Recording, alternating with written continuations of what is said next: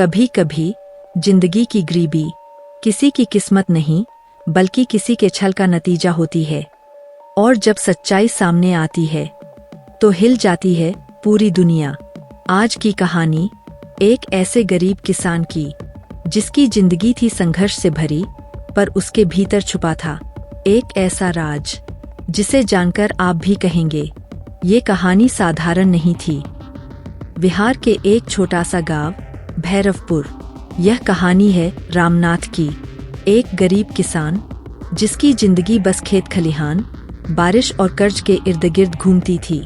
हर सुबह वो खेत में जाता, मेहनत करता, पर रात में पेट भरने के लिए कुछ नहीं होता।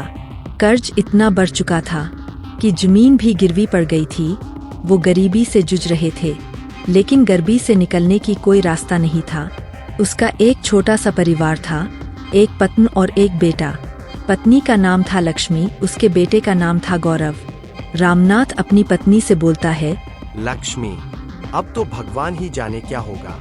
बारिश नहीं हुई, फसल सूख गई, साहूकार रोज धमकी देता है, धीरे धीरे कर्ज भी बढ़ते जा रहा है। क्या करूं, अब कुछ भी समझ में नहीं आ रहा है।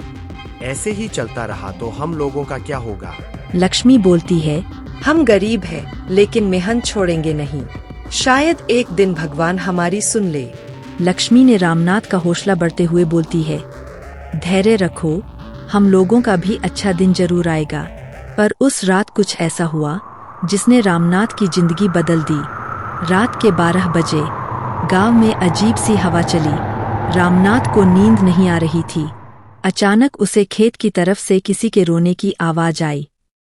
धीरे से बिस्तर से उठता है, खेत की तरफ बढ़ता है। रामनाथ, धीरे से आवाज लगता है, कौन है वहाँ? इतनी रात को कौन रो रहा है? वो टॉर्च लेकर खेत की तरफ जाता है और देखता है एक पुरानी कुएं के पास एक औरत का साया खड़ा है। औरत की आवाज धीमी पर गूंजती हुई, तेरी गरीबी तेरा नसीब नहीं, तेरा शाप है। रामनाथ डर गया। वो आवाज जैसे उसकी आत्मा तक उतर गई। उसकी रोंगटे खड़े हो जाते हैं। औरत, तेरे पुरखों ने किया था धोखा और अब भुगत रहा है तू उस पाप का परिणाम। रामनाथ कंपती आवाज में बोलता है, कौन सा पाप? कौन हो तुम? औरत, जब तक उस पाप की सच्चाई उजागर नहीं होगी तेरी गरीबी मिटेगी नहीं। और वो साया अचानक गायब हो जाता है। घर जाकर रामनाथ ने अपनी पत्नी को पूरी घटना बता देता है। उसकी पत्नी भी डर जाती है, बोलती, एक ऐसी बला है, ऐसी क्या पाप हो गया है कि हम लोगों की पूर्वजों की वजह से भुगतना पड़ रहा है।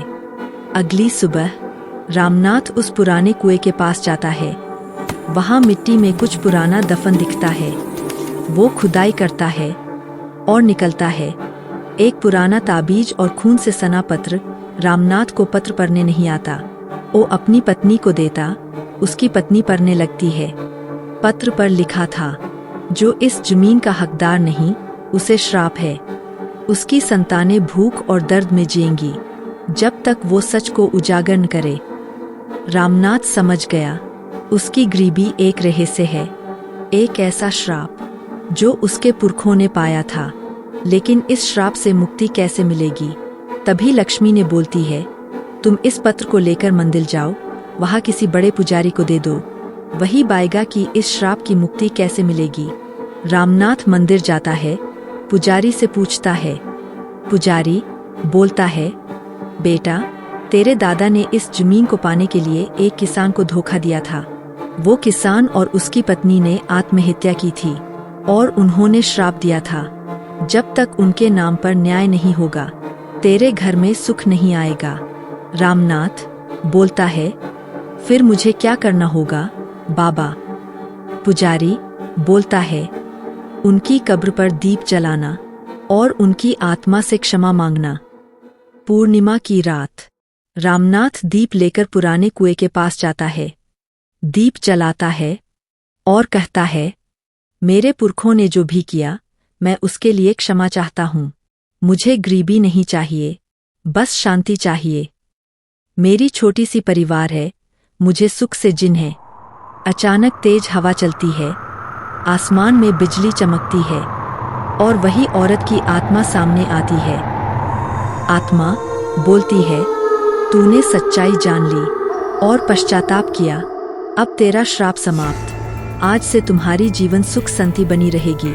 तुमने तो गरीबी के साथ साथ अपनी परिवार को संभाले रखा।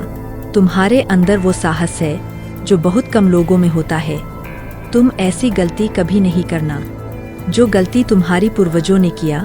दीपक की लौ तेज होती है और आत्मा प्रकाश में विलीन हो जाती है। अगली सुबह खेत में पहली बार हरियाली दिखाई दी। बारिश हुई, फसल लहलहा उठी। रामनाथ की जिंदगी बदल गई। अब वो केवल एक किसान नहीं, बल्कि एक मिसाल बन गया, जिसने सच्चाई और साहस से अपनी किस्मत बदल दी। गांव के लोग रामनाथ के परिवार की तारीफ कोनों कोनों में करने लगे। हंसते खेलते जीवन बताते चला गया। 20 साल बीत चुके थे। भैरवपुर अब एक आधुनिक गांव बन गया था। रामनाथ बूढ़ा हो चुका था और उसका बेटा गौतम अब वही खेत संभालता था। पर अजीब बात यह थी, हर साल फसल के साथ कोई न कोई अनहोनी होती थी। जैसे गौतम के पिता रामनाथ के साथ आज से 20 साल पहले होता था। एक दिन गौतम ने पिता से पूछता है, पापा, हर बार कुछ न कुछ होता है। कभी आग लग जाती है, कभी कीड़े फसल खा जाते हैं। क्या सच में वो श्राप खत्म हुआ था? रामनाथ ने बोलता है, बेटा, मैंने अपनी आंखों से देखा था। आत्मा ने माफ कर दिया था, पर शायद कोई और बात बाकी रह गई। गौतम ने ठान लिया, वो पता लगाएगा कि उसके परिवार की किस्मत में ये अंधेरा क्यों है। गौतम गांव के पुराने रिकॉर्ड देखने गया। वहां उसे एक बंद कमरा मिला और दीवार पर लिखा था, जो सच को खोदने जाएगा वो मिट्टी में समा जाएगा। गौतम धीरे से, ये चेतावनी क्यों? आखिर कौन सा सच छुपा है यहाँ? वो कमरे की दीवार तोड़ता है। अंदर से एक लोहे का बक्सा निकलता है। बक्से में एक पुराना नक्शा और एक पत्र। पत्र पर लिखा था, सिर्फ आधा श्राप खत्म हुआ था, बाकी हिस्सा उस दिन खत्म होगा, जब धोखा देने वाले के खून का मिलन धोखा खाने वाले की आत्मा से होगा। गौतम समझ नहीं पाया, इसका मतलब क्या है। एक दिन गांव में नई लड़की आई। उसका नाम था विद्या। वो गांव के स्कूल में पढ़ाने आई थी, पर उसका रहस्य कोई नहीं जानता था। विद्या बोलती है, मैं यहाँ कुछ हफ्तों के लिए आई हूँ, पर ये गांव अजीब है। रात में कोई मुझे पुकारता है, किसी और के नाम से, सीता। गौतम हैरान था, क्योंकि सीता वही औरत थी जिसकी आत्मा ने उसके पिता को श्राप से मुक्त किया था। गौतम, विद्या, क्या तुम जानती हो सीता कौन थी? विद्या, नहीं, पर जब मैं सोती हूँ तो सपनों में वही कुआं दिखता है। एक रात विद्या बेहोश होकर गिर जाती है। वो वही शब्द बोल रही होती है, गौतम, अब श्राप का दूसरा भाग पूरा करो, वरना ये जमीन फिर रोएगी। गौतम, विद्या, तुम सीता हो? विद्या धीरे से आधी नींद में बोलती है, हाँ, मेरी आत्मा लौट आई है। तुम्हारे दादा के धोखे का एक और गवाह अभी जिंदा है, वो जिसने सब छुपाया था तुम्हारे ही घर में। गौतम को जैसे बिजली लग गई। वो अपने पिता की तरफ देखता है। रामनाथ कांपते हुए बोलता है, हाँ बेटा, मैंने सच छुपाया था। मैंने वो ताबीज जलाया नहीं था ताकि हमारी जमीन बनी रहे, और इसी वजह से श्राप अधूरा रह गया। पूर्णिमा की रात गौतम, विद्या और रामनाथ तीनों कुएं के पास पहुंचते हैं। विद्या सीता की आत्मा दीपक जलाती है और कहती है, विद्या, आज इस धरती की आत्मा को न्याय मिलेगा। अचानक तेज आंधी चलती है, आसमान गरजता है और कुएं के अंदर से रोशनी निकलती है। आत्मा धीरे धीरे शांत होती है, श्राप टूट जाता है और उसी वक्त विद्या जमीन पर गिर जाती है। उसकी आत्मा फिर से मुक्त हो जाती है। सीता की आत्मा प्रकट होती है। रामनाथ की तरफ देखते हुए बोलती है, कुछ चीजें छुपाई नहीं जाती बल्कि उसको सामने लाई जाती है। शायद तुम उस दिन पत्र के साथ मिले हुए ताबीजे को भी उस पंडित को दिखाया होता तो आज ये नौबत नहीं आती। गौरव से बोलती है, आज तुम वो कर दिखाए जो 20 साल पहले तुम्हारे पिता ने भी नहीं कर पाए थे। थोड़े सी लालच की वजह से तुमको भी भुगतना पड़ा। मुझे जो मुक्ति मिला है तो उसकी वजह है विद्या। अगर विद्या गांव में नहीं आई होती तो शायद मेरी आत्मा की मुक्ति नहीं मिलती। सीता की आत्मा बोलती है, आप सभी लोग मुझे क्षमा कर दीजिए। तुम लोगों की पूर्वज वो पाप नहीं किए होते तो आज तुम लोगों को इतना कष्ट नहीं मिलता। इतना कहकर सीता की आत्मा आसमान की तरफ हवा में उड़ जाती है। अगली सुबह गांव के लोगों ने पहली बार खेतों में सुनहरी धूप देखी। फसल झूम रही थी, बारिश का आशीर्वाद बरस रहा था।